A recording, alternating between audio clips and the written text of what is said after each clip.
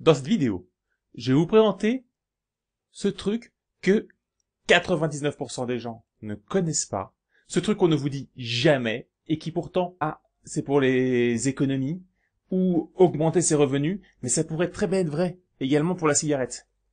Sans doute que vous avez dans votre entourage quelqu'un qui est un grand fumeur, qui fume un nombre de paquets considérable par jour et qui ne sait d'ailleurs même pas, cette personne elle-même, combien de paquets elle fume. Soudain, elle veut s'arrêter. Et du jour au lendemain, pof, pof, elle a de la volonté, elle s'arrête.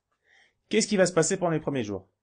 Cette personne va dire, mais qu'est-ce que c'est bien d'arrêter la cigarette? J'ai arrêté la cigarette, c'est fantastique. Et tu sais quoi? J'ai arrêté la cigarette et je me sens vachement mieux.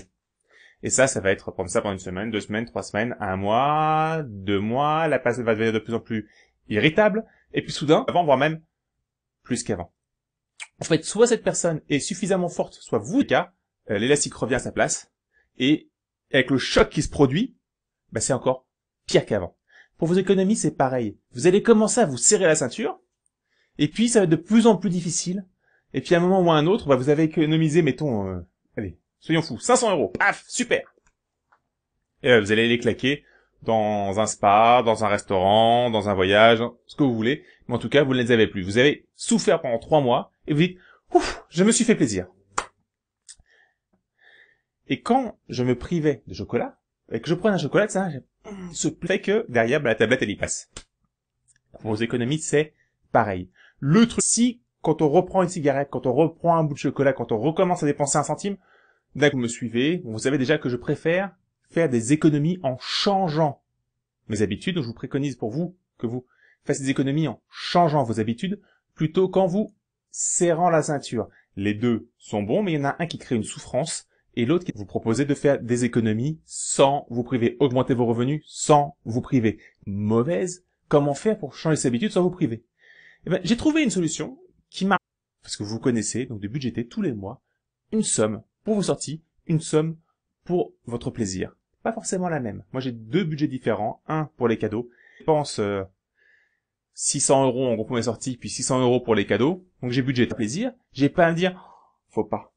C'est pas sérieux, c'est pas bien. Non, c'est pas grave. Je sais que je l'ai budgété, je peux le faire. Et si je dépasse le budget, limite, c'est pas trop grave. Parce que, je le récupérerai sur les fois d'après. J'ai prévu, dans mon plan de vie, de budgéter 50 € pour les sorties, 50 € pour les cadeaux. Et je vous invite vraiment à faire pareil. Pourquoi? Parce que comme ça, vous vivez sans plaisir. Accumuler pour accumuler, ne plus fumer pour ne plus fumer, ne plus manger. L'argent, c'est là pour vous faire plaisir, pour faire plaisir aux gens que vous aimez. Si vous faites plaisir dans la vie, à quoi est-ce que ça sert de vivre? Et si, quand vous faites une action, vous avez mauvaise conscience, tout de suite, vous tirez un peu plus votre élastique. Un repas au restaurant. Non, ça vous ne le prévoyez pas.